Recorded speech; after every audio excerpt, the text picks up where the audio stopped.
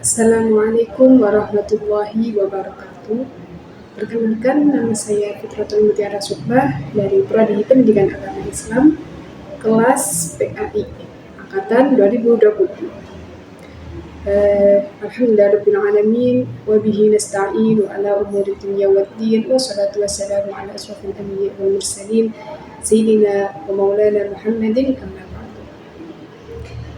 Di sini saya akan menjelaskan tentang bagaimana seorang pelajar itu beretika, atau istilah mudahnya yaitu etika belajar bagi penuntut ilmu dari kitab Ta'lim Ta'lim karya Syekh Al-Zarnuji.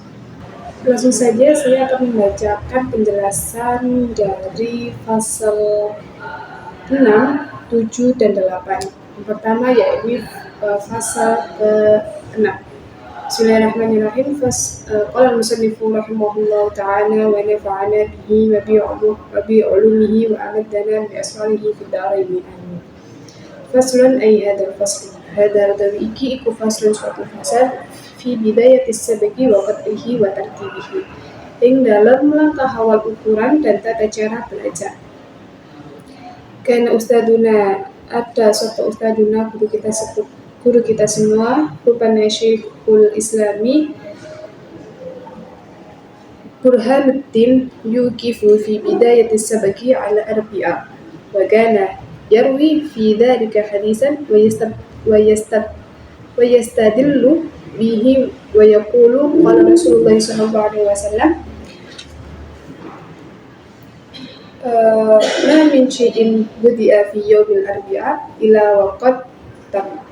Jadi guru Syekh Al-Islam, guru Syekh Burhanuddin memulai belajar pada hari Rabu, dan beliau meriwayatkan mengapa beliau memulai segala sesuatu di hari Rabu, karena beliau menukil dari sebuah hadis yang telah diriwayatkan oleh Rasulullah SAW, yang artinya tidak ada sesuatu yang dimulai pada hari Rabu kecuali akan berakhir dengan sempurna. Maka dari itu Syekh Burhanuddin melakukan segala sesuatu tersebut dimulai pada hari Rabu.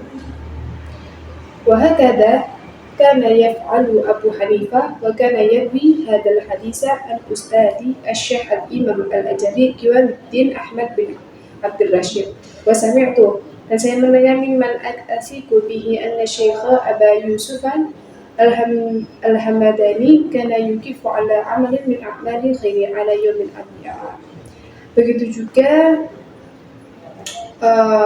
Abu Hanifah melakukan hal yang sama. Ia meriwayatkan di hadis dari Imam Ahmad, dari gurunya Imam Qiwanuddin Ahmad bin Abdul Rashid. Saya juga menemukan dari orang yang saya baca dan memilih untuk memulai amal-amal baik pada hari Rabu.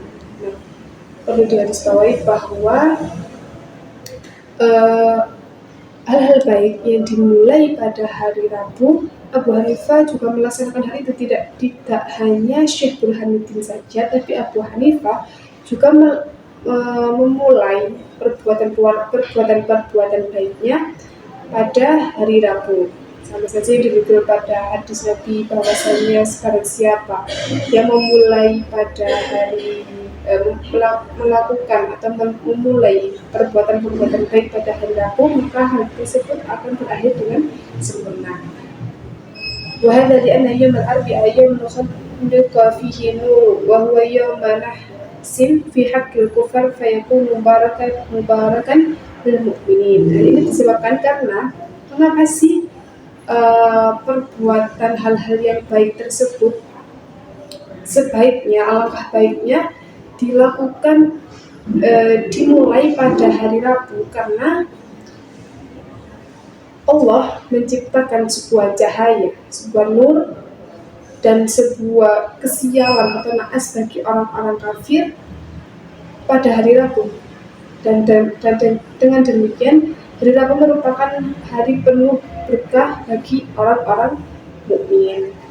Wa amma qadruhu sabqi fil ibtida'i kana Abu Hanifah yahki an Syekh Al-Qadi Al-Imam Umar bin Abi Bakar Az-Zanji annahu qala قال مشايخنا ينبغي أن يكون قدر السبك للمبتدئ قدر ما يمكن ضبطه بالإعادة مرتين، ويزيد كل يوم كلمة حتى أنه وإن طال وكثر يمكن ضبطه بالإعادة مرتين، ويزيد بالرفق والتدريج.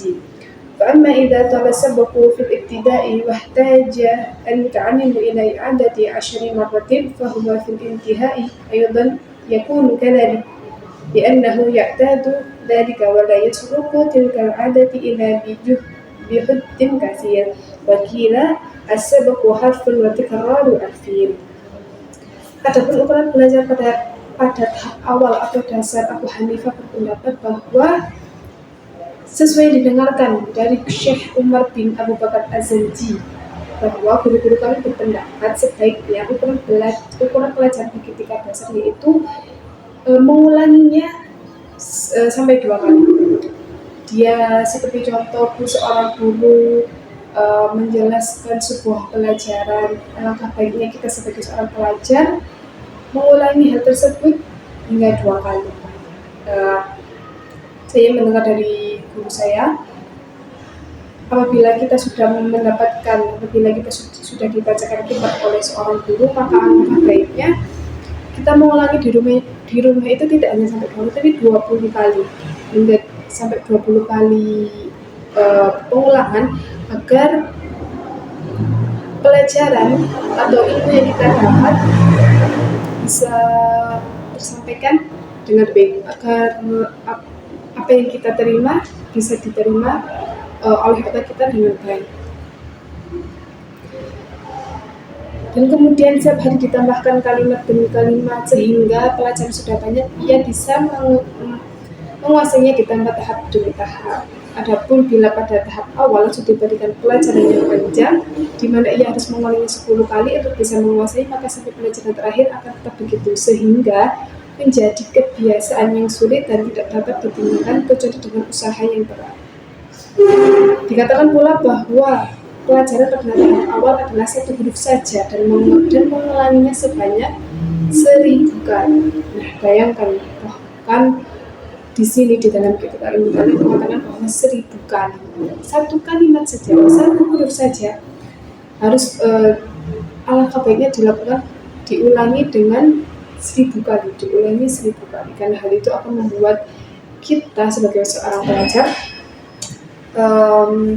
menguasai materi dengan semaksimal mungkin.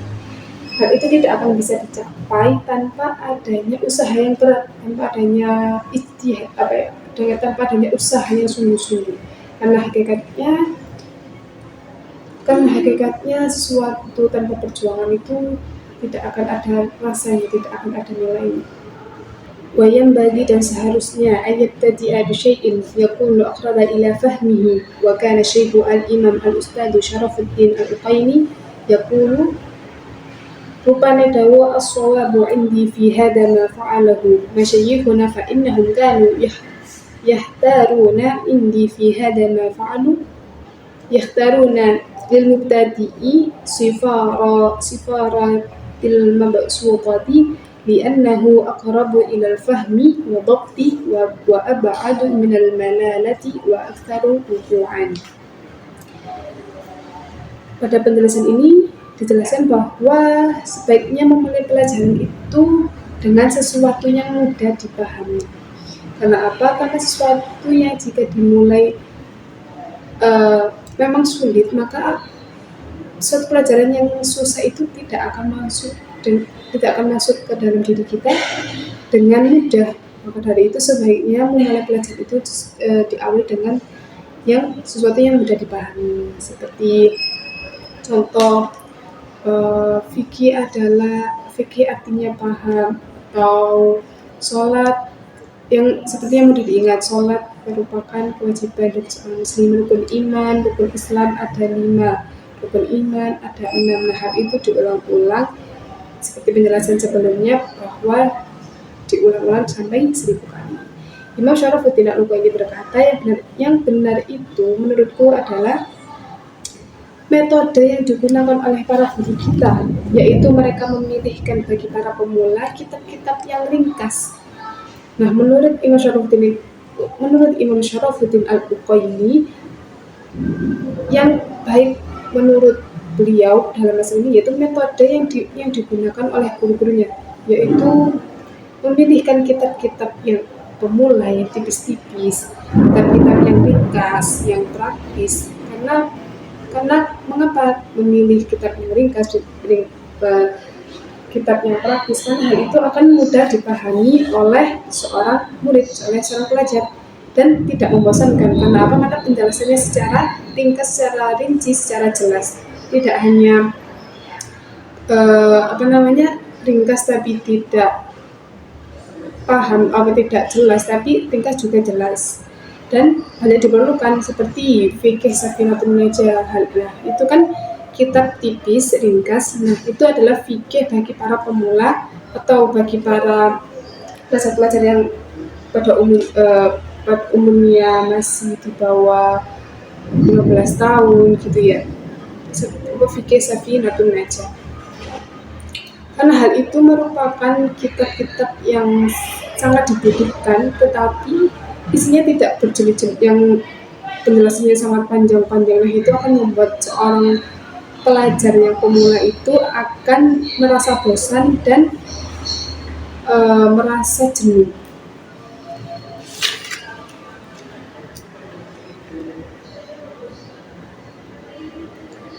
وينبغي أن يعلق السبق بعد الضبط والإعادة كثيرا فإنه نافع جدا ولا يكتب المتعلم شيئا لا يفهمه فإنه يورث سلاسة الطبع ويذهب الفطنة ويضيع أوقاته. Seorang murid hendaknya memiliki catatan sendiri, apa pelajaran yang dipahaminya itu seharusnya itu dicatat sebagaimana hadis, yang artinya ilmu itu seperti hewan buruan. Ilmu itu seperti hewan buruan dan perlu diikat, karena jika tidak diikat akan lari. Nah, apa? Ilmu itu diikat dengan apa? Ilmu diikat dengan pulpen, dengan buku, dengan tulisan. Karena hal itu jika kita tidak ditulis akan cuma hanya terlewat saja di dalam otak kita, tidak akan paham ke dalam, merasuk ke dalam hati kita. Maka dari itu ketika seorang murid sudah mulai memahami akan suatu pelajaran, sudah memahami akan suatu ilmu, alangkah baiknya dan sebaiknya seorang murid itu memiliki catatan sendiri. Dan jangan mencatat sesuatu yang belum dipahami, karena hal itu akan membuat bosan, menghilangkan kecerdasan, dan akan membuang-buang waktu. Seperti contoh, seorang pelajar yang tengah belajar pada gurunya, dia tidak paham, tapi dia catat apa yang dia tidak pahami.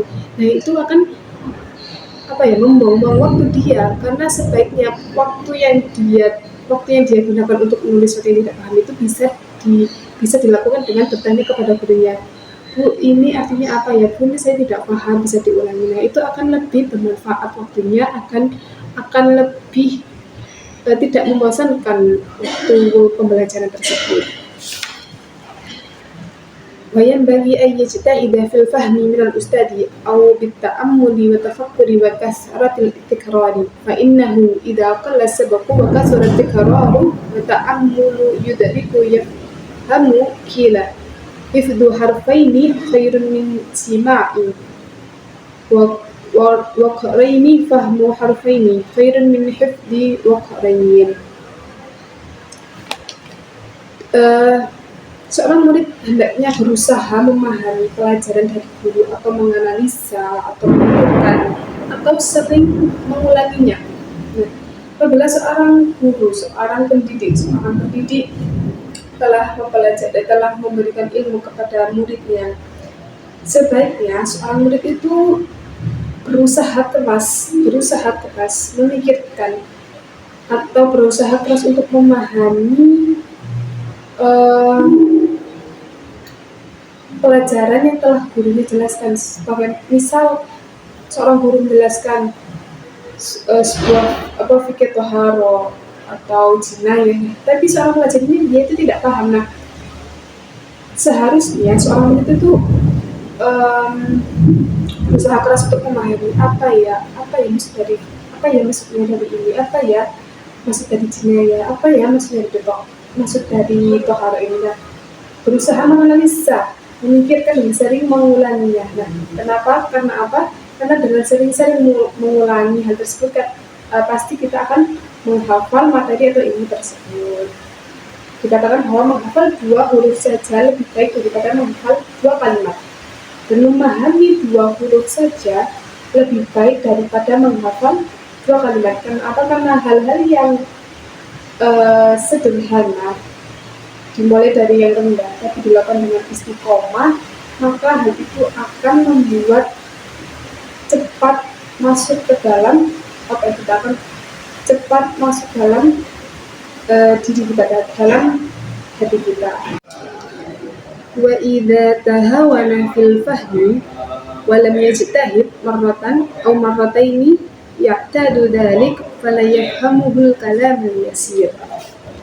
Bila seseorang sekali mengabaikan dan tidak berusaha memahami suatu pelajaran, maka hal itu akan menjadi suatu kebiasaan dan tidak akan dapat memahami kalimat sedikit yang sebenarnya mudah. Maksudnya yaitu, jika seseorang telah mengabaikan akan kesungguhannya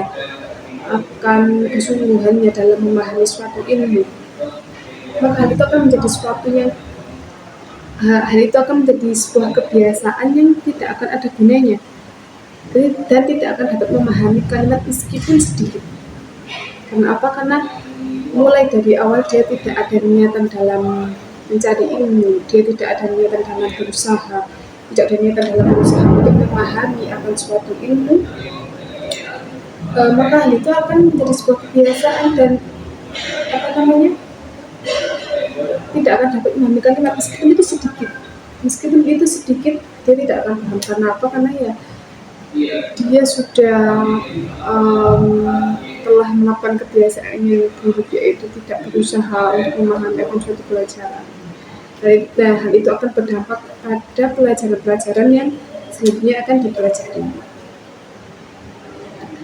فينبغي أن يجتهد ويدعو الله تعالى ويتضرع إليه فإنه يجيب من دعاه ولا يخيب من رجاه. Di samping bersungguh-sungguh kita memahami suatu pelajaran, di samping bersungguh-sungguh kita berusaha untuk mempelajari atau memahami atau menganalisa atau memikirkan suatu pembelajaran, tidak akan ada manfaatnya tanpa kita berdoa kepada Allah. Karena apa? Karena sesungguhnya hakikatnya berdoa itu kita meminta, ya Allah, fahamkan aku akan suatu ilmu. Karena apa? Karena yang memberikan ilmu, yang memberikan kita paham akan ilmu, yang memberikan kita akal yang cerdas, yaitu Allah Subhanahu wa Ta'ala. Maka sebaiknya kita sebagai seorang penuntut ilmu, selain berusaha mencari ilmu pagi, malam, siang, sore untuk mencari ilmu, kita berkuliah atau kita menuntut ilmu di madrasah diniyah. Nah, di samping itu juga kita kita berdoa kepada Allah agar ilmu yang kita pelajari akan bermanfaat di dunia dan di akhirat. Karena sesungguhnya Allah akan mengabulkan doa seorang hamba yang berdoa kepadanya dan tidak akan menolak orang yang berharap kepadanya. Sebagaimana disebutkan dalam sebuah hadis, ana inda dhanni abdi, karena sesungguhnya aku dalam prasangka hambaku. Maka dari itu sebaiknya kita sebagai seorang pelajar tidak meragukan akan hakikatnya pengabulan doa Allah, tidak meragukan akan doa yang kita panjatkan itu tidak akan tertolak oleh Allah. Karena sesungguhnya apa? Karena kita harus berselubung, ya Rob, ya Allah, ya Rob, berikanlah kami ilmu yang manfaat, barakah di dalam akhirah, Ya Rabb, berikanlah arah, berikanlah kami semuanya sesuatu yang manfaat, dan janganlah dan permudahkanlah kami dalam menuntut ilmu. Nah, hal itu insya Allah tidak akan Allah tolak. Karena apa? Karena kita berdoa dengan hal yang baik. Karena kita berdoa untuk ilmunya Allah, untuk menghidupkan syariatnya Allah. Maka hal itu akan ditolak oleh Allah sendiri gitu. Dikatakan dalam sebuah syair, ansyadana, menambahkan sebuah Syekhul Imam Syekh al-Imam al-Jaluki wa Muddin Hamadu ibn Ibrahim bin Ismail as-Sofadu imla'an lil Qadi al-Khalili ibn Ahmad as-Sajarazi. Imam Muhammad bin Ibrahim bin Ismail as-Sofadu menendangkan sebuah syair bukan dari Imam Al-Khalil ibn Ahmad as-Sajarazi. إخدام العلم حكمة المستفيد وآدم درسه بفعل حميد. Mengabdilah kamu pada ilmu sebagaimana seorang abdi dan teruslah mengkajinya dengan perilaku yang baik. Wa idza ma hafidta syai'an a'idhu thumma akidhu wa yatatta'hidi. Bila kamu telah menghafalnya, maka ulangilah lalu tanamkanlah hingga kokoh. Nah, maksudnya itu, bila kamu sudah menghafal, memahami sebuah pelajaran, maka ulangilah pelajaran tersebut berkali-kali, bahkan dijelaskan pada sebelumnya yang telah saya sampaikan tadi, yaitu diulangi 1000 kali. Guru saya menjelaskan sampai 20 kali. Dan mempelajarinya dan tanamkanlah hingga kokoh. Thumma alikhu kay ta'udha ilaihi fa illa tarasiha ala ta'hidi. Lalu catatlah agar kamu bisa mengulanginya dan mempelajarinya kapanpun. Hal ini bermanfaat bagi seorang pelajar, itu mencatat sebuah pelajaran agar bisa mengulangi. Karena apa? Karena ilmu yang kita dapat dari seorang guru itu merupakan sebuah hal yang sangat yang sangat tidak akan dapat bisa diulangi, karena hal itu sangat bermanfaat bagi kita. Tidak akan bisa kita ulangi pada guru, karena jika guru kita semoga Allah memanjangkan umur kepada guru kita. Jika memang guru kita sudah diambil Allah, maka kita tidak akan dapat mendapatkan ilmu itu lagi. Kepada siapa lagi kita mempelajari ilmu agama kepada selain guru kita? Terutama Al-Habib Shalih bin Ahmad Al-Idrus, kepada Allah memanjangkan umur beliau dalam ketaatan satu level ketaatan Allah Rasul. Dengan mencatat pelajaran, hal itu akan bisa kita lakukan dengan mengulangi, dengan membaca segmen kita, dan bisa mempelajarinya di manapun dan kapanpun. فإذا ما أمنت منه فوته فانتدب بعده بشيء جديد مع تكرار ما تقدم منه وكاتناء لشأن هذا المزيد. ذكر الناس بالعلوم لتحيا لا تكن من أولي النهى ببعيد. إن كتمت العلوم أنسيت حتى لا ترى غير جاهل وبليد. ثم ألجبت في القيامات نارا وتلهبت بالعادة الشديد. Bila kamu yakin tidak akan lupa, maka carilah ilmu yang baru.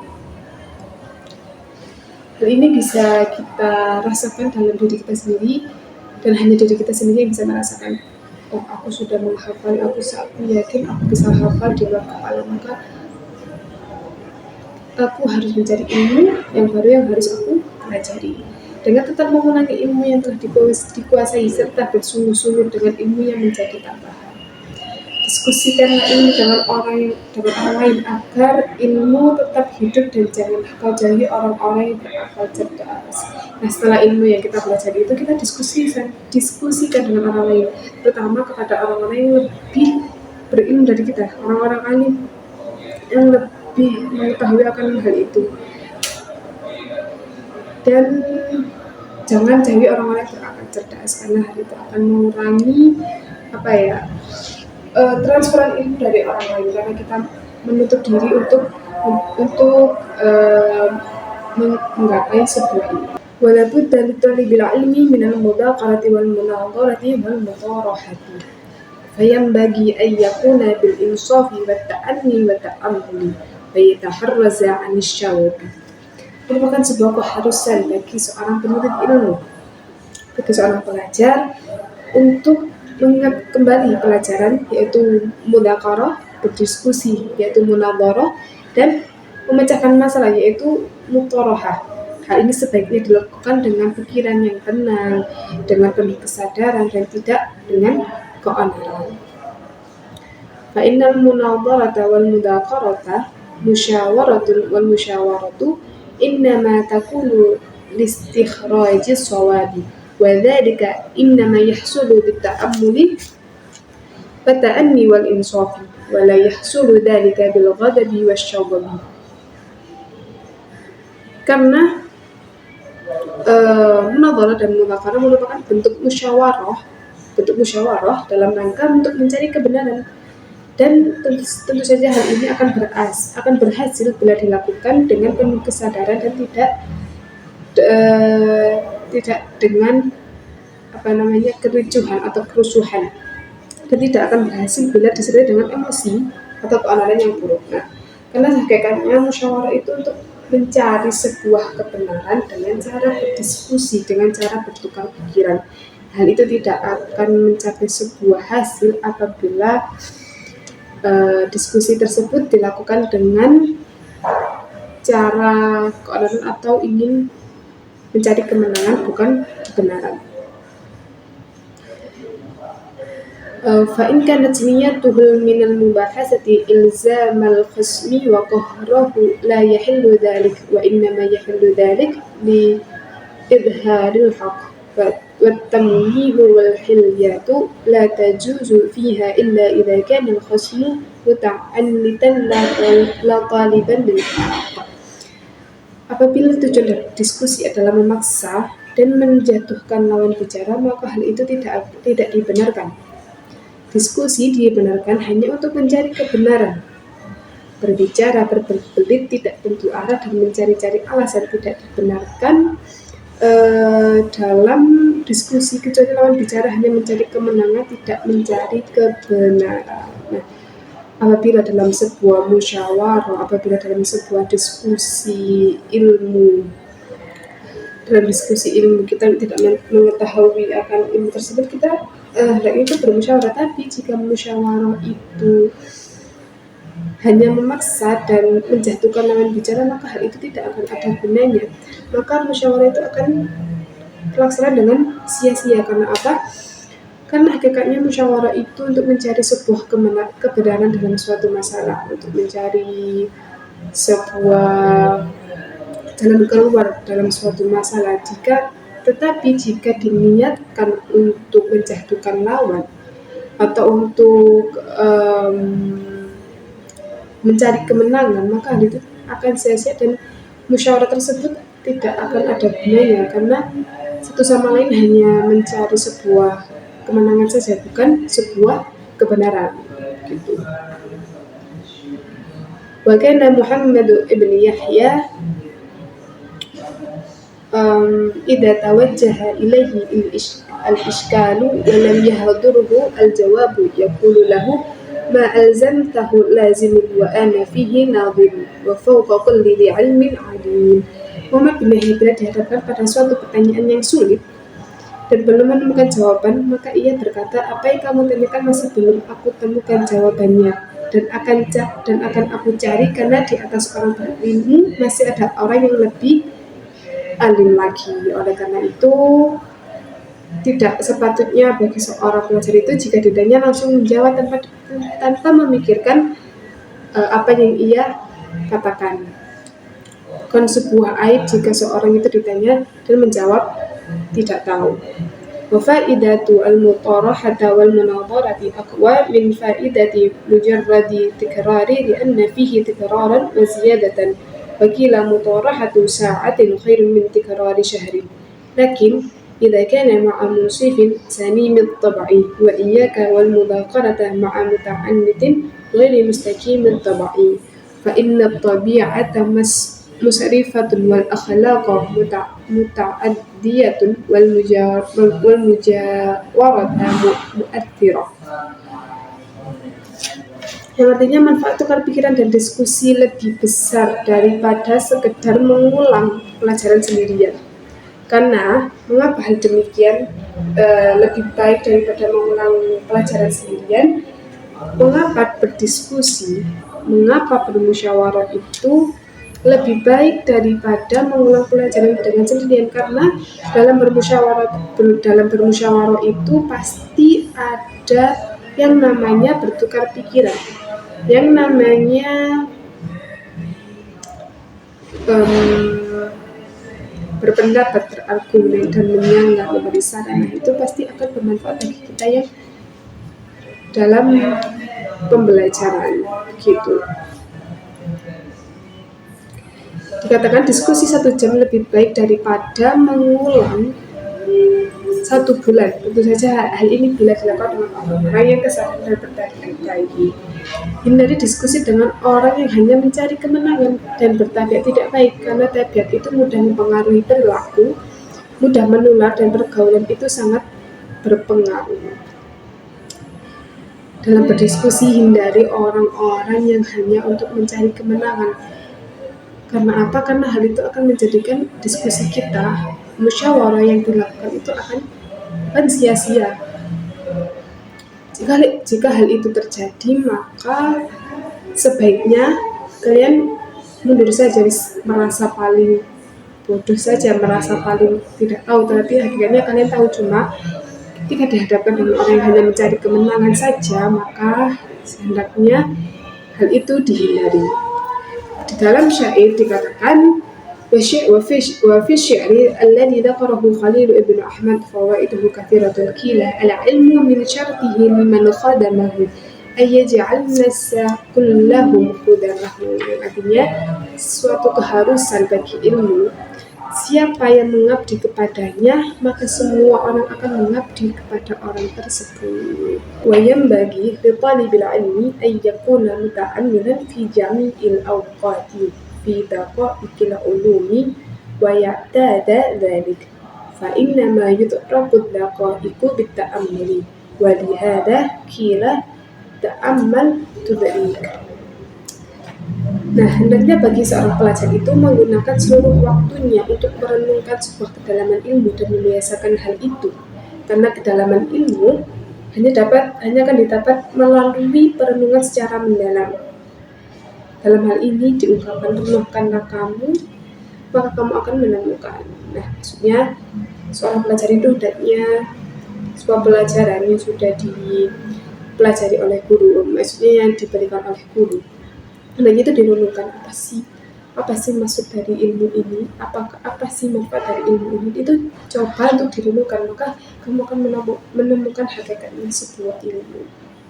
Karena kata guru saya, seorang pemula itu masih belum merasakan lezatnya ilmu.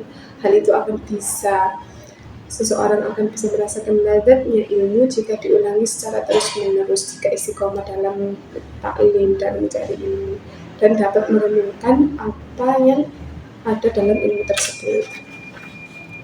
ولا بد من التأمل قبل الكلام حتى يكون صوابا، فإنما الكلام كالسهم فلا بد من تقويمه بالتأمل قبل الكلام حتى يكون مصيبا. وقال في أصول الفقه هذا أصل كبير.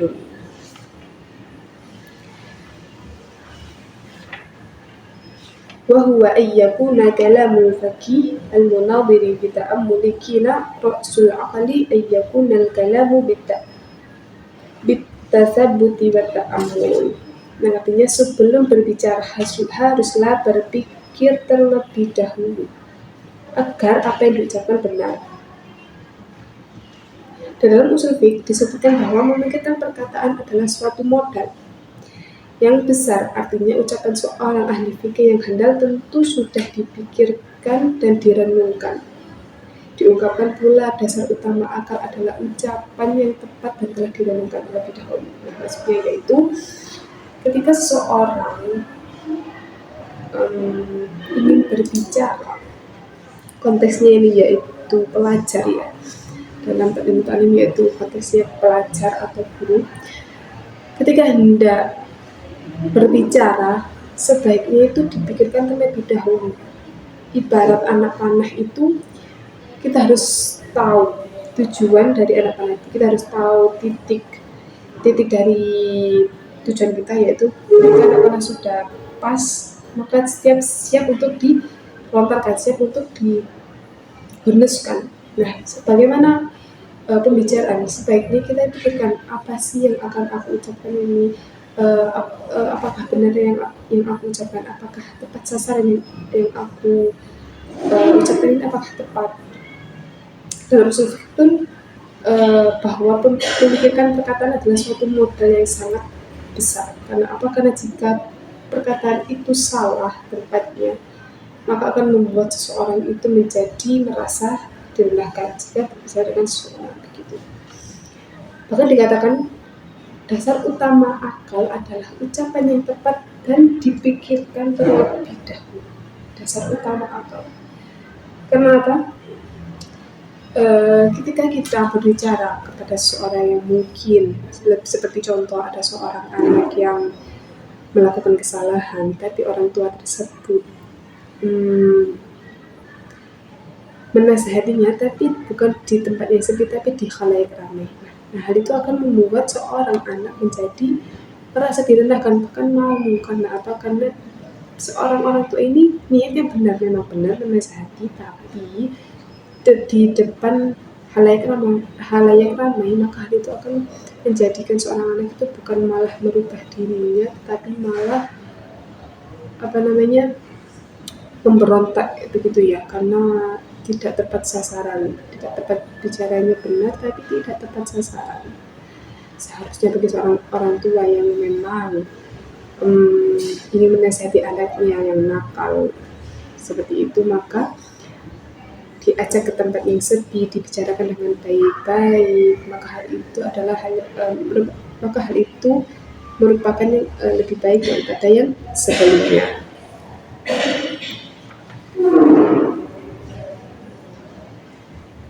Qala qaidun usika fi nadmil kalami bi khamsatin in kunta lil musi syakiki muti'an لا تغفلا سباب الكلام ووقته والكيف والكم والمكان جميعا ويكون مستفيدا في جميع الأوقات والأحوال من جميع الأشخاص.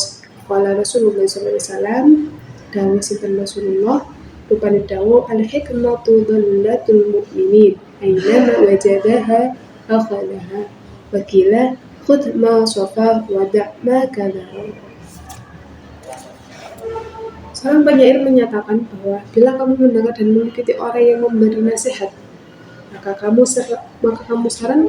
aku sarankan 5 hal dalam menyusun ucapan. Yang pertama, yaitu jangan kamu lupakan sebab suatu ucapan. Yang kedua, kapan mengucapkannya. Yang ketiga, bagaimana mengucapkannya. Yang keempat, berapa banyak yang diucapkannya. Yang kelima, dari mana mengucapkannya. Di setiap waktu, situasi, dan kondisi apapun hendak mau mengambil pelajaran atau hikmah dari siapapun. Bahkan Rasulullah bersabda, hikmah adalah sesuatu yang hilang dari seorang mukmin, maka dimanapun ia menemukannya hendaklah ia mengambilnya. Diungkapkan pula, ambillah yang jernih, yang baik, dan tinggalkanlah yang keruh atau buruk. Ambillah yang jernih dan tinggalkanlah yang keruh atau buruk. Seperti contoh, kita melihat seorang guru. Mungkin di mata kita guru itu seperti manusia biasa yang pastinya ada kesalahan, ada dalam guru. Seorang guru juga bukan malaikat, seorang guru bukan seorang manusia yang sempurna. Manusia yang sempurna hanyalah milik Nabi besar Muhammad SAW. Oleh karena itu, kita ambil dari guru kita hal-hal yang baik. bagaimana ia menyampaikan ilmu. Jika hal-hal buruk itu timbul dalam diri guru kita, maka hendaknya kita menutup mata, menutup mulut, menutup telinga. Karena apa? Karena kebarokahan itu datang dari adanya kita takdim kepada guru-guru kita. Sebagaimana saya mendengar dari guru saya bahwa ketika seseorang itu sudah kodo, dalam bahasa Jawa itu istilahnya kodo atau lama gitu ya dalam istilah bahasa Jawa, atau berani dalam kepada guru kita, maka bisa dipastikan ilmu yang ia dapat itu tidak akan barokah. Oleh karenanya, ketika kita melihat kekurangan akan dalam diri kita, sebaiknya kita menutup mata, menutup mulut, dan menutup telinga. Ambil baik-baiknya saja. Karena apa? Karena yang memberi ilmu, yang menjadikan kita bisa paham akan ilmu, itu adalah guru kita. Bahkan saya mendengar dari guru saya, orang tua, guru itu hakikatnya itu lebih tinggi daripada orang tua. Karena apa? Karena orang tua itu melahirkan kita ke dunia. Di hakikatnya seorang guru mengembalikan kita ke Allah, mengembalikan kita ke langit. Kita memahami akan hakikatnya fikih itu apa, sholat itu bagaimana, akan ilmu agama itu dari guru kita. Nah, itulah hakikatnya perkataan seorang murabbi ruh. Itulah hakikatnya makna dari murabbi ruh. وسمعت الشيخ الإمام الأجل الأستاذ فخر الدين الكشاني يقول: كانت جارية أبي يوسف أمانة إن محمد رحمه الله، وقال لها: هل تحفظين في هذا الوقت من أبي يوسف في الفقه شيئا؟ قالت: لا إلا أنه يكرر ويقول سهم الضوء ساكت، وحفظ لك منها، وكان مشكلة على محمد، فارتفع إشكاله بهذه الكلمة، فعلم أن الاستفادة ممكنة من كل أحد. Saya mendengar dari Imam Fakhruddin Al-Kashafani bercerita bahwa seorang budak wanita milik Abu Yusuf dipercayakan kepada Muhammad. Lalu Muhammad bertanya kepada budak itu, apakah saat ini kamu masih hafal suatu dalam bidang fikih dari Abu Yusuf? Ia menjawab, tidak Tuan, kecuali beliau selalu mengulang dalam mempelajari ilmunya dan berkata bahwa sahamdau, bagian yang berpindah-pindah tangan itu guru. Muhammad menghafal ungkapan itu dari budak tersebut, dan masalah yang selama ini muskil atau sulit baginya terpecahkan dengannya. Dengan demikian ia tahu bahwa ternyata mengambil sebuah pelajaran itu dimungkinkan dari siapapun. Perlu digarisbawahi, yaitu mengambil pelajaran itu dimungkinkan dari siapapun. Tidak semestinya seorang guru saja, tidak semestinya seorang habaib, tidak semestinya seorang ustadzah. Tapi kita bisa mengambil pelajaran, kita bisa mengambil ilmu dari siapapun itu. Semisal ada seorang yang terlihat kumuh, bajunya kumuh, yang seakan-akan dia itu tidak tercerminkan bahwa dia itu seorang yang berilmu. Tetapi dalam perkataannya itu penuh hikmah, penuh makna, penuh dengan ungkapan orang-orang yang berilmu. Nah, hal itu lebih baik ilmunya diambil daripada seseorang yang covernya, berpakaiannya itu seolah-olah dia seorang ustaz atau ustazah, tapi ucapannya, perkataannya itu tidak mencerminkan bahwa dia itu seorang yang berilmu. Nah, itu sangat membohongi. Sebagaimana pepatah mengatakan, don't judge book by its cover. Nah, hal itu bisa diungkapkan seperti itu. Qala Abu Yusuf hina qila lahu bima adrakta al-ilma ma istakaftu min al-istifadati wa ma bakhiltu min al-ifadati. Wa qila li Ibnu Abbas radhiyallahu anhuma Bima adaraktal ilma, qala Ibnu Abbas bilisanin sa'ulin wa qalbin aqul. Ketika Abu Yusuf ditanya, bima adraktal ilma, dengan apakah Anda mendapatkan ilmu? Dan ia menjawab, ma istakaftu minal istifadati wa ma bakhiltu minal ifadati. Saya tidak pernah malu ambil pelajaran dan tidak pelit memberikan pelajaran. Saya tidak pernah malu mengambil pelajaran. Nah, dimanapun, oleh siapapun itu, jika memang ilmu itu bermanfaat, jika memang dikatakan itu bermanfaat bagi kita, jika yang dikatakan itu memang benar-benar ilmu, maka ambillah, karena itu akan meningkatkan tingkat keilmuan kita. Tidak malu untuk mengambil ilmu dari siapapun. Jangan merasa kita merasa paling baik sehingga kita tidak mau menerima ilmu dari orang yang semisal lebih rendah dari kita. Bahkan guru saya pun mengatakan bahwa ketika dalam taklim ya, guru saya pernah mengatakan, saya tidak pernah malu mengambil ilmu dari murid saya. Jika memang murid saya pintar, saya bertanya kepada murid saya itu. Karena apa? Karena ya saya merasa ilmu saya itu masih kurang. Seperti itu guru saya mengatakan. Kenapa? Ilmu itu bisa didapat dari siapapun, dan tidak boleh malu mengambil ilmu dari siapapun dan kapanpun. Ketika Ibnu Abbas ditanya dengan apa Anda mendapatkan ilmu, ia menjawab dengan lidah yang banyak bertanya dan hati yang selalu berpikir. Bahkan dikatakan dalam sebuah pepatah, malu bertanya maka hal itu kan sesat di jalan.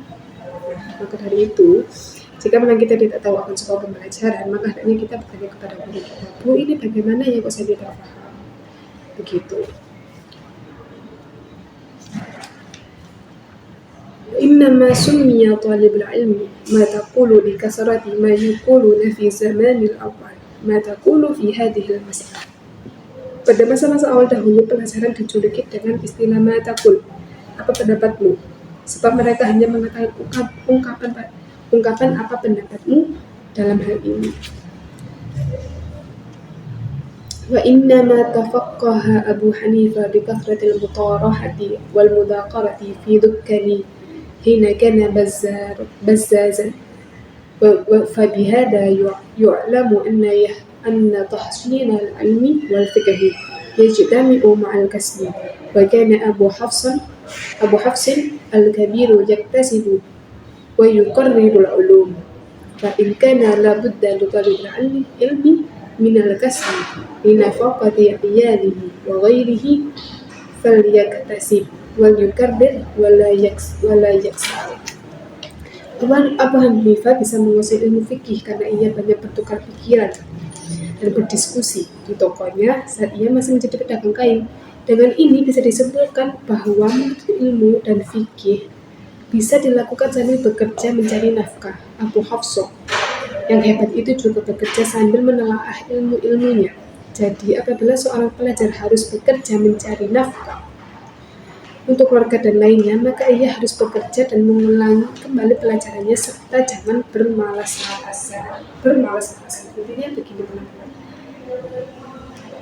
Ketika kita memang butuh uang, kita memang butuh dunia, kita memang butuh bekerja untuk mencukupi kehidupan kita di dunia ini. Karena apa? Ya kita memang tidak ada dunia, maka dunia itu juga penting. Tetapi jangan sampai kita melupakan akan akhirat kita. Abu Hanifah pun masih mengulang-ulang pembelajarannya, ilmunya, dan berdiskusi dengan temannya di dalam toko ketika ia masih menjadi pedagang kain. Nah, setingkat Abu Hanifah pun masih berdiskusi ketika dia bekerja. Bagaimana dengan kita? Kita masih banyak waktu luang, kita masih banyak waktu untuk berdiskusi, untuk mendiskusikan sebuah ilmu. Maka hal itu lebih baik dari kita. Sebaiknya kita meluangkan waktu luang kita itu digunakan untuk mendiskusikan sebuah ilmu. Bagaimana sih fikih itu? Bagaimana sih cara mensucikan ini? Bagaimana sih cara mensucikan jika terkena najis mughaladzah ini? Nah, hal itu bisa bermanfaat waktu kita dalam satu hari tersebut. Dan jangan pernah bermalas-malasan, karena kayaknya malas itu dari syaitan. وليس لصحي البدن والعقل عذر في ترك التعلم والتفقه، فإنه لا يكون أفقر من أبي يوسف ولم يمنعه ذلك من التفقه، فمن كان له مال كثير فنعم المال الصالح لرجل صالح. Tidak ada alasan bagi orang yang tidak sehat fisik dan akalnya untuk tidak menuntut ilmu dengan fikih. Tidak ada orang yang lebih miskin dari Abu Yusuf, tapi ia tetap menuntut ilmu dan mendalami fikih. Maksudnya, bagi orang yang sehat fisiknya, bagi orang yang sehat akalnya, tidak gila, tidak ada alasan untuk dia tidak menuntut ilmu, untuk dia tidak mendalami sebuah ilmu fikih. Karena hakikatnya apa? Karena jika tidak digunakan untuk menuntut ilmu dan mendalami fikih, buat apa lagi? Pasti digunakan untuk hal-hal yang tidak bermanfaat, untuk foya-foya, untuk mendengarkan musik yang hakikatnya itu salah, bahkan dikatakan sebagian ulama mengatakan bahwa itu haram musik. Maka sebaiknya gunakan badan kita yang sehat ini, akal kita yang masih sehat ini tidak gila, untuk mencari ilmu, untuk menambah ilmu, untuk membekali kita akan kehidupan akhirat nanti. Karena hakikatnya ilmu itu sangat berharga. Bahkan dikatakan oleh guru saya, memang mengaji, taklim, tidak mengaji itu kita bebas, tapi tidak ada arah. Seperti itu. وقيل لعالم بما أدركت العلم قال لأبي الغني لأنه يصطنع به أهل العلم والفضل، فإنه سبب زيادة العلم لأنه شكر على نعمة العقل والعلم، وإنه سبب زيادة قيرة. قال أبو حنيفة إنما أدركت العلم بالحمد لله تعالى وشكري، فكلما فهمت ووفقت على فقه وحكمة فقلت الحمد لله تعالى فزداد علمي. Barang siapa memiliki harta benda yang banyak, maka harta yang terbaik adalah harta milik seorang yang soleh. Karena apa? Karena orang yang soleh itu pasti mencari harta itu dengan sesuai ilmu, sesuai apa yang telah disyariatkan oleh Allah. Pasti mencari nafkah, mencari harta itu pasti dengan cara yang halal, bukan cara yang haram. Pasti orang yang soleh. Jika orang yang soleh itu masih mencari harta dengan cara yang haram, belum bisa dikatakan orang yang soleh atau alim. Seorang yang alim pernah ditanya, dengan apakah Anda mendapatkan ilmu? Ia menjawab, dengan seorang ayah yang kaya raya, karena dengan hartanya ia berbuat baik kepada ilmu dan orang yang berilmu. Perbuatan itu merupakan ungkapan rasa syukur atas nikmat akal dan ilmu yang dapat menambah ilmu. Abu Hanifah mengatakan, saya mendapatkan ilmu karena memuji kepada Allah dan bersyukur kepadanya. Setiap kali saya memahami ilmu dan hikmah, lantas saya selalu mengucapkan alhamdulillah, dan begitu ilmuku menjadi berkembang. Seorang alim yang mengatakan bahwa saya mendapatkan ilmu dari seorang ayah yang kaya raya yang mendanamkan hartanya kepada ilmu dan orang yang berilmu. Karena hakikatnya ilmu itu mahal, sangat mahal, tidak akan bisa didapatkan tanpa orang-orang yang mendapatkan hidayah daripada Allah. Dan Abu Hanifah mendapatkan ilmu itu dengan rasa syukur. Beliau bersyukur kepada Allah, beliau bersyukur, senantiasa bersyukur apa yang beliau dapatkan, maka hal itu akan Allah tambah. Dan ilmunya menjadi lebih berkembang, menjadi lebih bertambah. Wahakadha yang bagi litalibil ilmi, dan sebagaimana mestinya seharusnya pada ilmu ayyastaghila bisyukri, menyibukkan untuk bersyukur bilisan, dengan lisan, wal jinani, dan hati, wal arkani wal mal, wa yara al-fahma wal ilma wa tawfiqa min Allah ta'ala, wa yatluba al-hidayata min Allah ta'ala bid-du'a lahu wa tadarru'i ilayhi, fa inna Allah hadi man istahdahu. Demikianlah sebaiknya pelajar harus senantiasa bersyukur kepada Allah dengan ungkapan lisan, alhamdulillah ya Allah, alhamdulillah, bersyukur dengan hati, dengan tindakan. Bagaimana bersyukur dengan tindakan itu? Yaitu bisa memanfaatkan anggota tubuh kita yang sehat ini dengan melakukan hal-hal yang baik, melakukan sunnah-sunnahnya, melakukan sholat sunnah, melakukan hal-hal yang telah diperintahkan oleh Allah, bersedekah ataupun sebagainya. Nah, itulah merupakan rasa ungkapan syukur untuk tindakan badan. Kenapa? Karena hakikatnya jika anggota badan itu tidak didermakan dengan suatu hal yang baik, maka akan menjadi mudarat kepada kita, yaitu kita menggunakan akal sehat kita, menggunakan kesehatan fisik kita dengan berupaya-upaya atau mendatangi hal-hal yang diharapkan Allah, itu akan membuat berkah.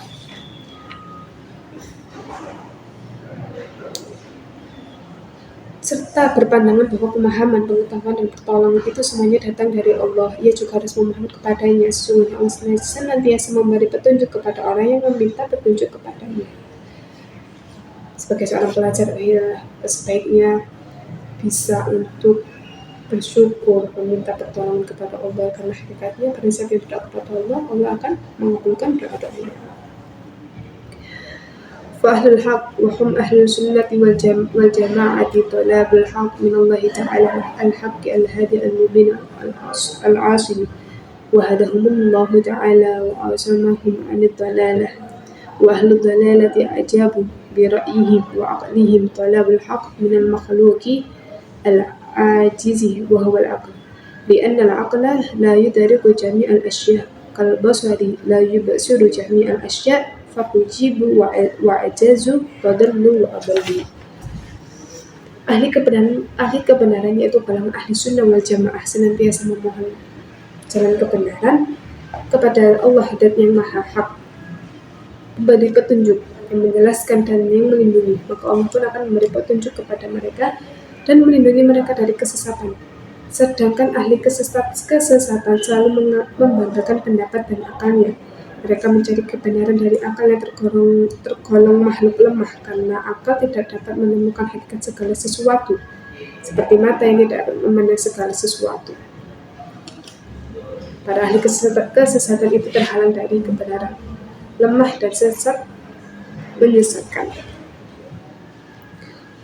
Qala dawu simpan Rasulullah SAW, rupanya dawu, man arafa nafsahu faqad arafa rabbah.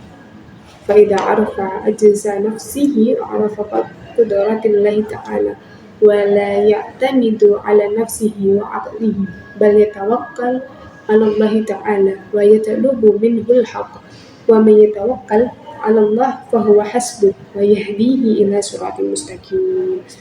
Rasulullah pun bersabda, barang siapa yang mengenali dirinya sendiri, maka ia akan mengenali Tuhannya. Bila ia mengenali kelemahan dirinya, maka ia akan selalu tahu kekuasaan Allah.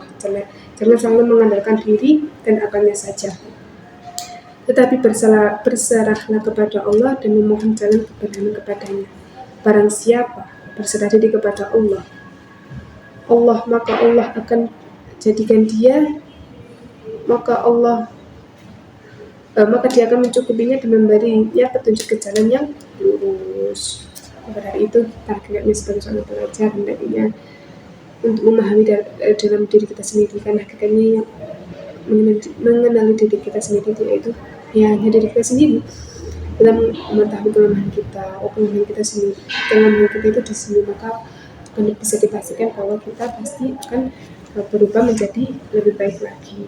Wa man kana lahu malun fala yabkhalu wa yanbaghi an yata'awwada billah يتعوذ بالله تعالى من البخل. قال النبي صلى الله عليه وسلم أي داء أدواء من البخل. Barang siapa yang memiliki harta kekayaan, maka janganlah ia kikir, dan sebaiknya ia mohon perlindungan kepada Allah agar dihindarkan dari sifat kikir. Rasulullah bersabda, adakah penyakit yang lebih parah daripada kikir? Nah, maksudnya yaitu hendaknya barang siapa orang yang memiliki harta kekayaan yang lebih, yang mungkin bisa dipastikan bahwa ini hartaku lebih, akan aku sedekahkan kepada orang-orang yang, terutama orang-orang yang berilmu. Kenapa? Karena orang yang berilmu itu sangat tinggi kedudukannya di sisi Allah Subhanahu wa Ta'ala.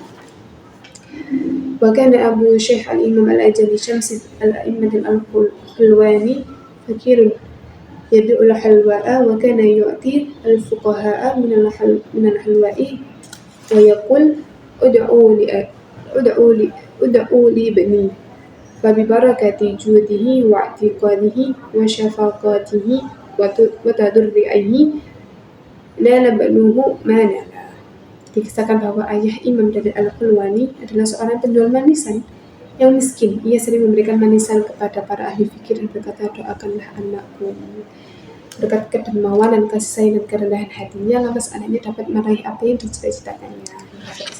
Dapat diambil kesimpulan bahwa membelajarkan bersedekah itu akan mengabulkan doa-doa dari kita yang bersedekah, dan hakikatnya doa orang yang berilmu itu pasti diijabah oleh Allah. Wa yashtariya bil mali al kutubi wa yastaktiba fa yakunu aunan ala ta'allumi wa tafaqquhi. Dengan kekayaan yang dimiliki pelajaran, ia membeli kitab-kitab yang dibutuhkan, dan jika perlu ia menggaji orang lain untuk menuliskan kitabnya. Hal itu akan menolong dalam proses belajar dan memahami ilmu fikih. Sebaiknya kita sebagai seorang berilmu, seorang yang belajar, untuk membeli kitab-kitab yang mungkin kita perlukan, seperti kitab Ta'lim Ta'alim. Kita tahu bagaimana etika dalam menuntut ilmu, kita tahu bagaimana etika bagi pelajar. Dan jika perlu, di sini dituliskan jika perlu ia menggaji orang lain untuk menuliskan kitabnya. Nah, kenapa kok digaji? Karena hakikatnya memang ilmu itu sangat mulia. Karena seorang yang berilmu itu sangat mulia di sisi Allah, tidak ada harganya, tidak ada bandingannya.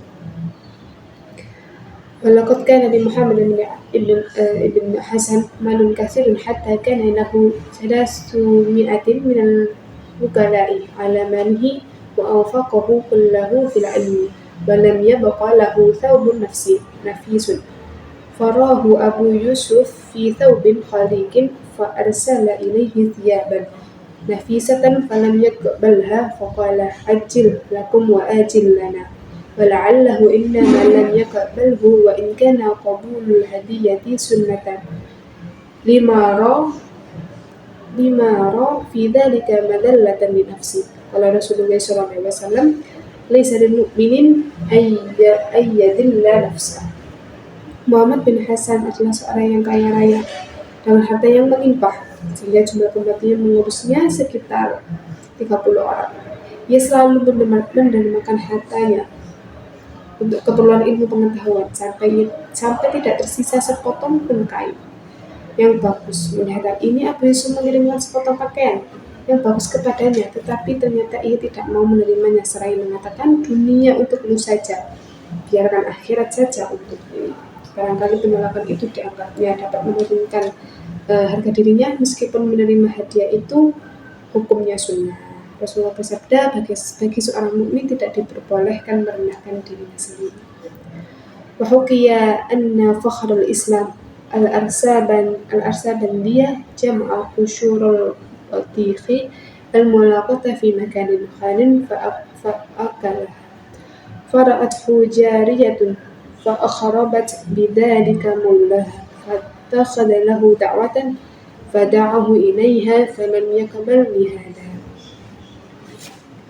Dikisahkan bahwa Fakhrul Islam Al-Arsabandi mengumpulkan kulit-kulit semangka yang dibuang orang di tempat yang sepi. Suatu saat ada seorang budak perempuan melihat kejadian itu, lalu budak tersebut melaporkan hal itu kepada majikannya. Setelah itu disediakan jamuan makan dan Fakhrul Islam diundang pada jamu tersebut, tetapi beliau tidak bersedia menghadirinya. وهكذا ينبغي لطالب العلم أن يكون ذا همة عالية لا يطمع في أموال الناس. فقال عليه الصلاة والسلام إياك والطمع فإنه فقر حاضر ولا يبخل بما عنده من المال بل ينفق على نفسه وعلى غيره. Begitulah sebaiknya seorang pelajar memiliki cita-cita yang tinggi dan tidak terlalu berharap mendapat harta orang lain. Rasulullah bersabda, hindarilah tamak, karena tamak merupakan kemiskinan yang tampak. Namun tidak boleh kikir dan dengan hartanya. Sebaiknya ia harus membelanjakan untuk dirinya sendiri dan untuk orang lain. وقال النبي صلى الله عليه وسلم الناس كلهم في الفقر مخافة الفقر وكانوا في زمان الأول يتعلمون الحرفة ثم يتعلمون العلم حتى لا يطمعوا في أموال الناس وفي الحكمة من استغنى بمال الناس افتقر. Rasulullah bersabda, semua manusia itu miskin karena ketakutan mereka pada kemiskinan. Para pelajar pada masa lalu lebih dahulu mempelajari cara bekerja, kemudian mencari ilmu, lantas mereka tidak tamak mengharap harta orang lain. Seorang ahli hikmah berkata, barang siapa merasa cukup dengan harta orang lain, berarti ia miskin.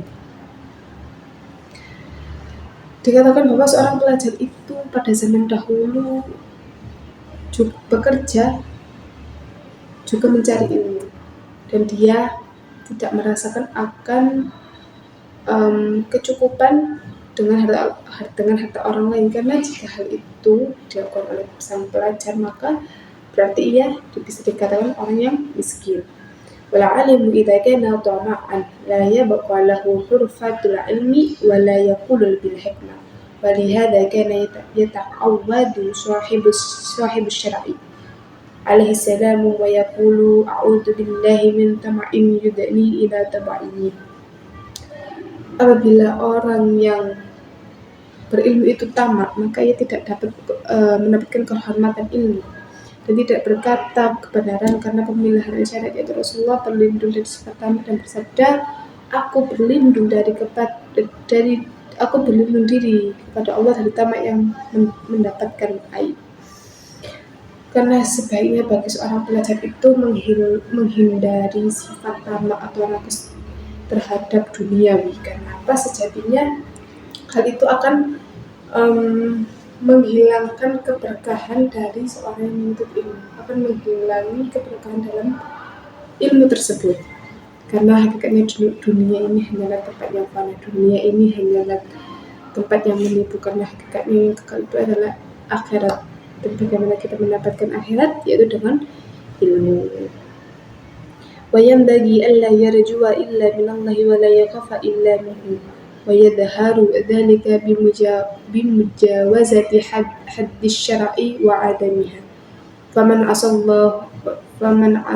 عصى الله تعالى خوفا من المخلوق فقد خاف غير الله فإذا لم يعص الله تعالى ليخاف المخلوق وراقب حدود الشرع فلم يخف غير الله تعالى bal khafallahu ta'ala wa kadha fi janibil raja.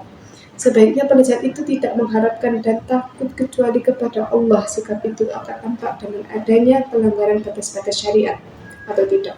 Barang siapa durhaka kepada Allah karena takut kepada semua makhluk, berarti ia takut kepada selain Allah.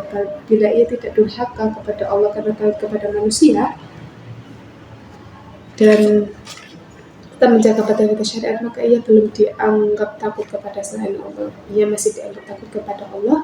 Begitu juga dalam masalah harapan seseorang. Yang dimaksud adalah jika seseorang itu takut kepada Allah, pengharap dan ada seorang yang tidak berharap dan tidak takut kepada Allah, maka hakikatnya ia hanya takut kepada manusia dan ia hanya mengharapkan kepada manusia. Dan jika ia melakukan syariat tapi hal itu dengan alasan takut kepada manusia, maka dia masih belum dikatakan takut kepada Allah. Tetap hakikatnya dia takut hanya kepada manusia. Wa yanbaghi li talibil ilmi ay yu'adda wa yuqaddira li nafsihi taqdiran fi tikrari fa innahu la yastakirru qalbuhu hatta yablugha dhalikal mablagh. Pelajar hendaknya mengukur dan memperkirakan kemampuan dirinya dalam mengulang pelajaran, karena hati seorang tidak akan bisa bertahan hingga mencapai pada batasan itu. Maksudnya yaitu kita sebagai seorang pelajar penuntut ilmu sebaiknya mengukur dan memperkirakan sampai mana sih batasan-batasan aku dalam mencari ilmu, dalam mengulangi ilmu, karena hakikatnya yang tahu dalam diri kita sendiri yaitu hanya diri kita sendiri dan Allah Subhanahu wa Ta'ala. Wa yanbaghi an yukarrira sabaqal amsi 5 marrat wa sabaqal yawm alladhi qabla al-amsi 4 marrat wa sabaqal ladhi qablahu 3 والذي قلبه 2 والذي قلبه 1 وهذا أدعى إلى الحفظ. Sebaiknya pelajar itu mempelajari pelajaran yang lalu dengan cara pelajaran yang kemarin diulangi sampai 5 kali, pelajaran yang 2 hari yang lalu diulangi sampai 4 kali, dan pelajaran yang 3 hari yang lalu sebanyak 3 kali, dan pelajaran yang dilaksanakan 4 hari yang lalu diulangi sebanyak 2 kali, dan pelajaran yang dilakukan 5 hari yang lalu dilakukan sebanyak 1 kali. Kenapa hal ini dilakukan secara terus-menerus? Karena cara ini merupakan penunjang kita untuk bisa menghafalkan suatu pembelajaran. وينبغي ألا يعتاد المخافة في التكرار لأن الدرس ينبغي أن يكون بقوة ونشاط ولا يجهر جهرا ولا يجهد نفسه كي لا ينقطع عن التكرار فخير الأمور أوساطها. Belajar jangan membiasakan belajar dengan suara terlalu pelan, karena belajar itu akan lebih baik jika dilakukan dengan bersemangat dan lantang, tapi tidak juga dengan suara yang sampai terlalu keras, juga tidak boleh. Juga pelajar itu tidak boleh memaksakan diri agar tidak sampai terhenti belajarnya. Yang terbaik dari segala sesuatu adalah yang sedang-sedang saja, yaitu sebaiknya bagi seorang pelajar itu tidak belajar dengan suara yang sangat tinggi, tapi penuh semangat dan kelantangan dalam mempelajari ilmu, tetapi juga tidak dengan suara yang terlalu keras sampai mengganggu orang di sekitar kita. Karena hakikatnya sesuatu yang baik itu adalah yang sedang-sedang saja, tidak berlebihan, juga tidak kekurangan. Hukiya anna Aba Yusuf kana yudhakiru al-fiqha ma'al fuqaha بقوة ونشاط وكان سحره يتعجب في أمره ويقول أنا أعلم أنه جائع منذ 5 أيام ومع ذلك أنه يناظر مع القوة والنشاط. Dikisahkan bahwa Abu Yusuf mendiskusikan ilmu fikih bersama dengan orang ahli fikih dengan suara yang lantang dan penuh semangat. Iparnya yang tahu kondisi Abu Yusuf heran dan berkata, saya tahu bahwa beliau menahan lapar sejak 5 hari yang lalu, tapi beliau masih mampu berdiskusi dengan suara lantang dan penuh semangat. Karena apa? Karena hakikatnya ilmu itu merupakan suatu hal yang penting dalam kehidupan sehari-hari. Seorang Abu Yusuf mendiskusikan ilmu fikih kepada seorang yang alim fikih, tapi orang yang alim fikih ini dalam keadaan yang lapar. 5 hari yang lalu itu masih dalam keadaan yang lapar hingga saat diskusi tersebut. Tetapi ia mengetahui beliau masih bersemangat dalam mengajarkan ilmu fikih. Beliau masih bersemangat dalam mendermakan ilmunya kepada Abu Yusuf. Karena hakikatnya memang ilmu itu sangat berharga bagi kita, terutama bagi kehidupan kita dalam sehari-hari.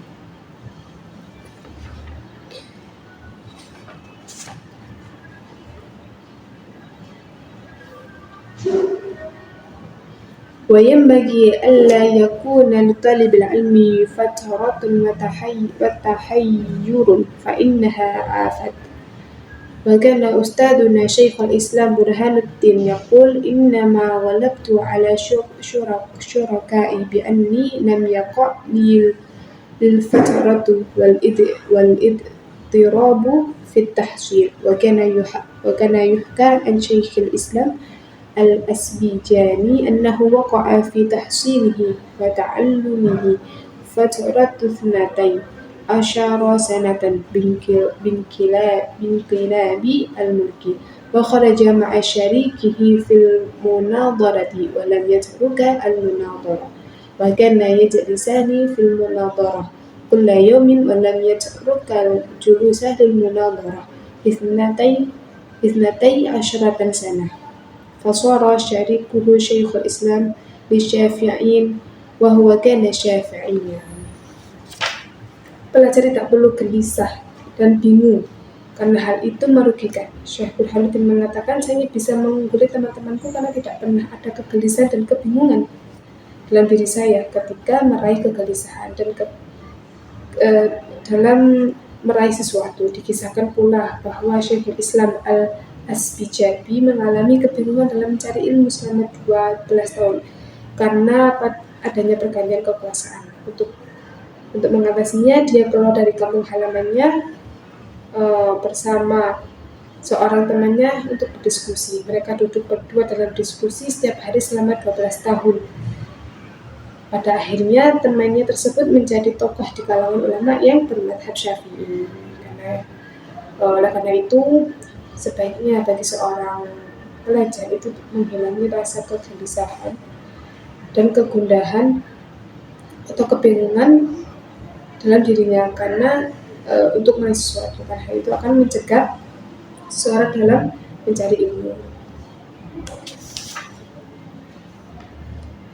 Wa kana ustaduna Syekh Al-Qadi Al-Imam Fakhrul Islam Qadi Khani yaqul yanbaghi lil mutafaqqihi an yahfadha nuskhatan wahidatan min nuskhil fiqhi da'iman fayatayassara lahu ba'da dhalik hifdhu ma sami'a minal fiqhi.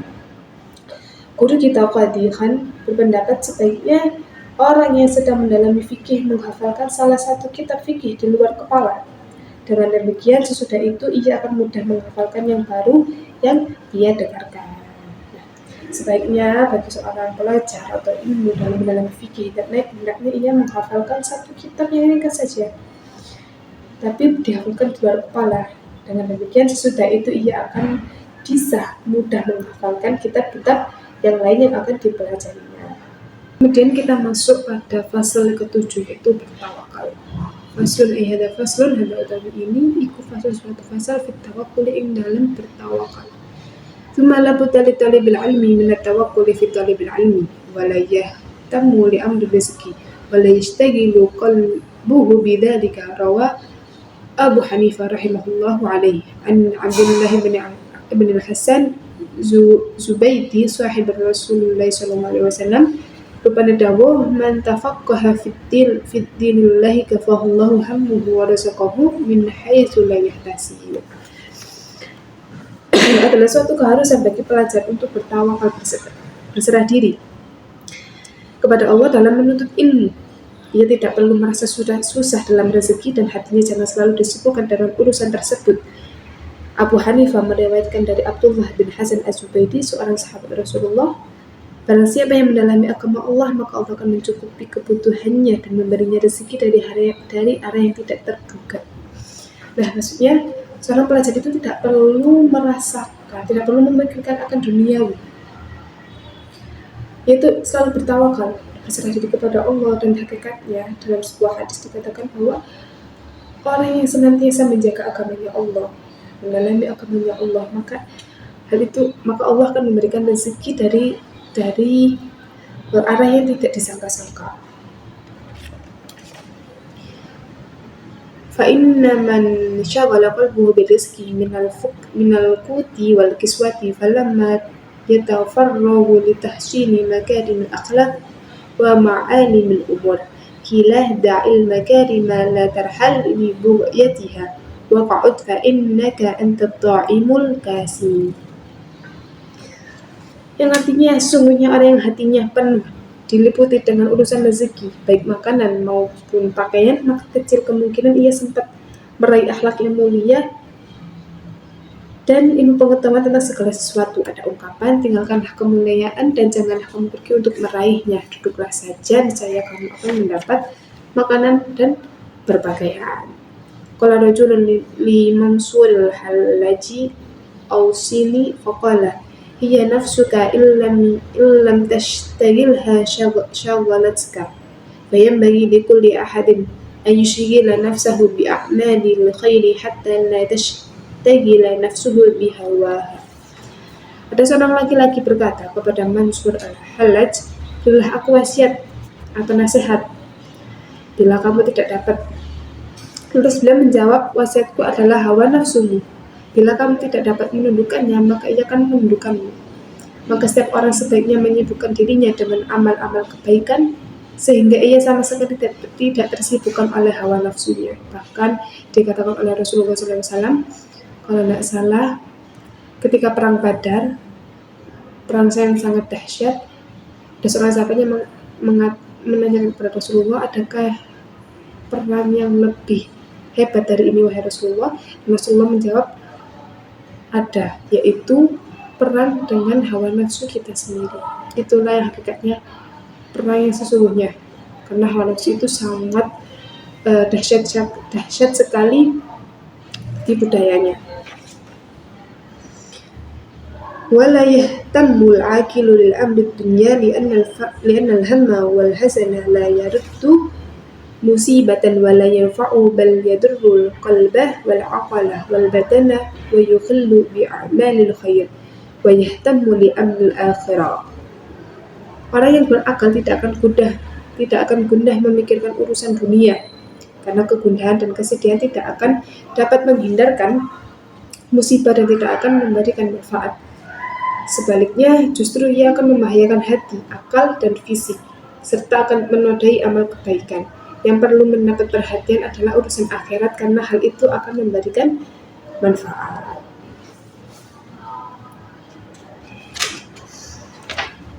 Wa amma qawluhu alaihi salatu wassalam, rupani dawu inna minad dunubi dunuban la yukaffiruha illa hambul ma'isyah. فالمراد منه قدر هم لا يخل بأعمال الخير ولا يشغل القلب شغلا يخل بإحضار القلب في الصلاة فإن ذلك القدر من الهم والقصد من أعمال الآخرة.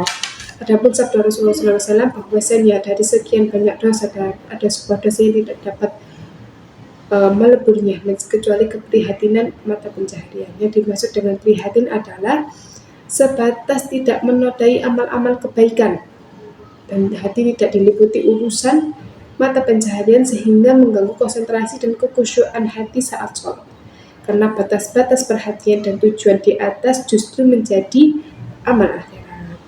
Walaupun dan seharusnya di talibil ilmi bagi penuntut ilmu min taqdimil alaik untuk semaksimal mungkin mengurangi kesibukan ad-dunyawiyah biqadril wus'i walihada ikhtaru al-ghuraba, untuk mengurangi kesibukan dalam urusan duniawi. Oleh karenanya banyak orang yang memilih untuk belajar di perantauan.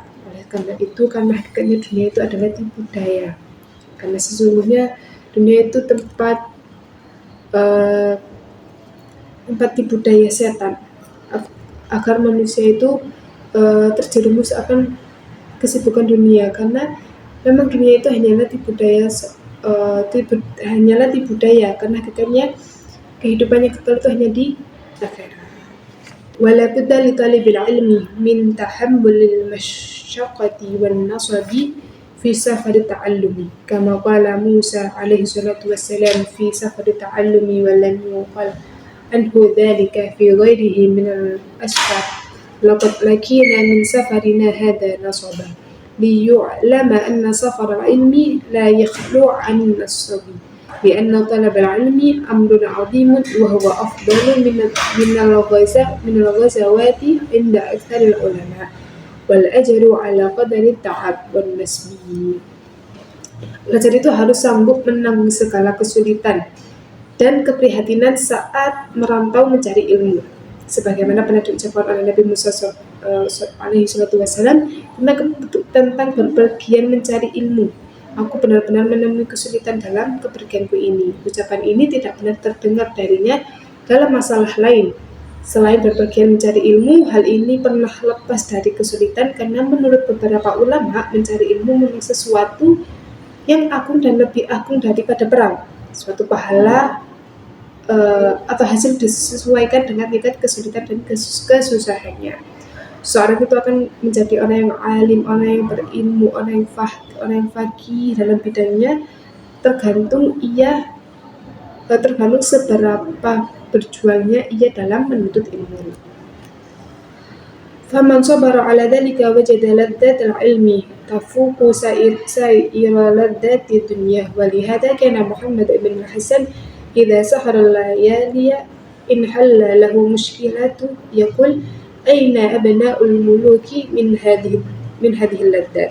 Bila seorang mampu bersabar dalam menghadapi segala kesulitan, maka akan menemukan nikmat ilmu melebihi dari kenikmatan lain yang ada di dunia. Karena inilah Muhammad Ibn Abbas ketika tidak tidur pada malam hari lantas terpecahkan segala masalah yang dihadapinya.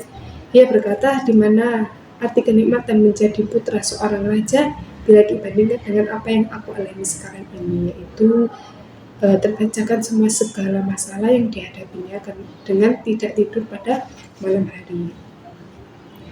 وينبغي لطالب العلم ألا يشتغل بشيء آخر غير العلم ولا يعرض عن الفقه.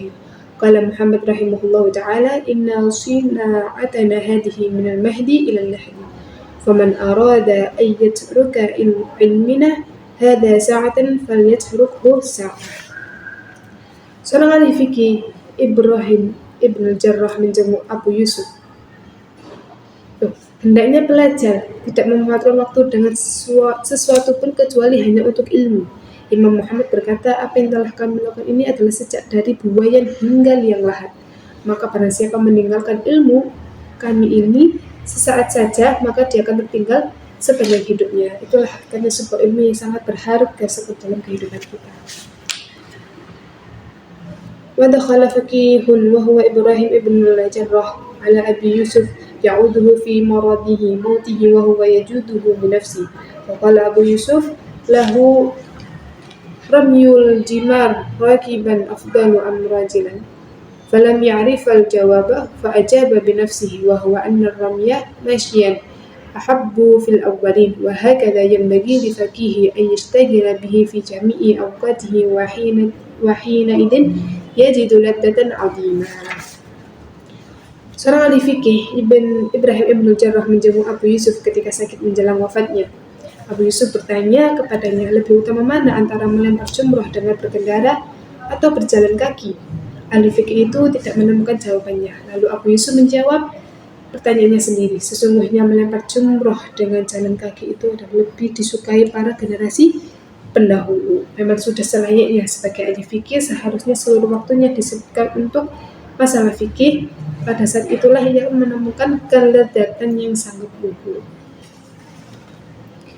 Fakil ruwiya Muhammadun fil manami ba'da wafatihi fakil lahu kaifa kunta fi halin naza faqala kuntu muta'ammilan fi mas'alatin min masailil mukatabi falam ash'ur bi khuruji ruhi wakila innahu qala fi akhir umrih شغلني مسائل المكاتب عن الاستعداد لهذا اليوم وإنما قال ذلك تواضعا. Dikisahkan bahwa seorang pernah bermimpi bertemu dengan almarhum Imam Muhammad lalu bertanya, bagaimana keadaan Anda sewaktu ruh dicabut? Lalu ia menjawab, saat itu saya sedang memikirkan masalah budak mukatab. Saya tidak pernah merasakan apapun di saat ruh dicabut. Ada yang bercerita bahwa pada akhir usianya Imam Muhammad berkata, masalah budak mukatab telah membuatku sibuk untuk mempersiapkannya pada hari ini. Ini dikatakan karena sikap rendah hati dari seorang Imam Muhammad. Berikutnya yaitu fasal ke-8.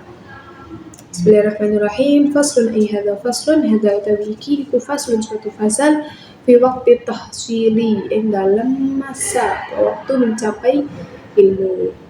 Kila dikatakan waktu ta'allumi minal mahdi ilal lahdi dakhala Hasan ibn Ziyad fit tafaqquhi wa huwa ibnu 80 sana wa lam yathbut ala al-firashi 40 sana fa afta ba'da dhalik 40 sana.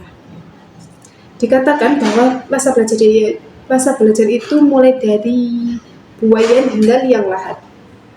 Imam Hasan bin Ziyad mendalami ilmu fikih selama 80 tahun. Ia tidak pernah berada di ranjangnya selama 40 tahun. Kemudian ia setelah itu menjadi mufti selama 40 tahun. Nah, bisa dilihat dari perjuangan seorang Imam Hasan bin Ziyad. Dia mendalami ilmu selama 80 tahun. Dan dikatakan dia tidak pernah tidur di ranjangnya selama 40 tahun. Dan dia dengan hal ini, dengan perjuangannya ini, dia menjadi seorang mufti selama 40 tahun. Memang benar hakikatnya kita sebagai seorang pelajar itu berjuang, bersungguh-sungguh dalam mencari ilmu. Bahkan kata guru saya itu sebaiknya mengurangi tidur. Memang boleh, tidur itu boleh, tapi jika kebanyakan maka akan menjadi sia-sia waktunya. Waktu kita akan menjadi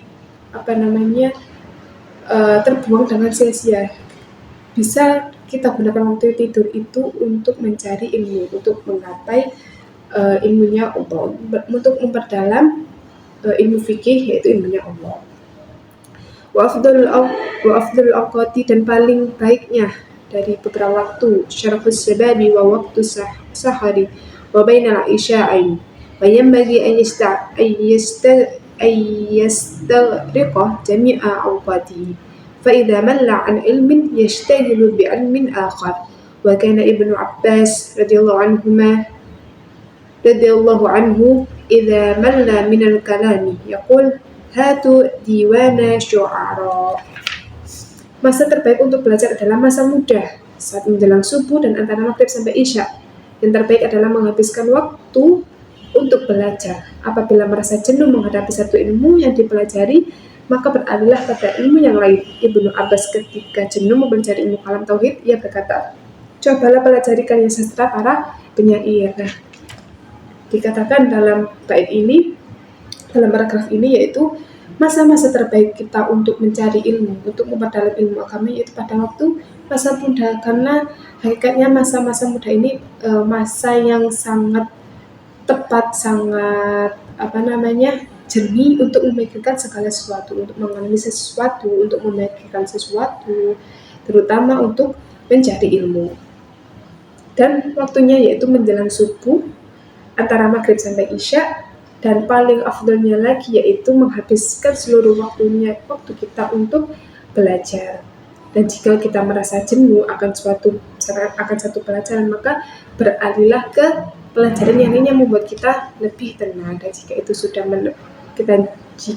kita sudah menemukan ketenangan atau tidak merasa kejenuhan, maka bisa kembali lagi ke ilmu yang lainnya.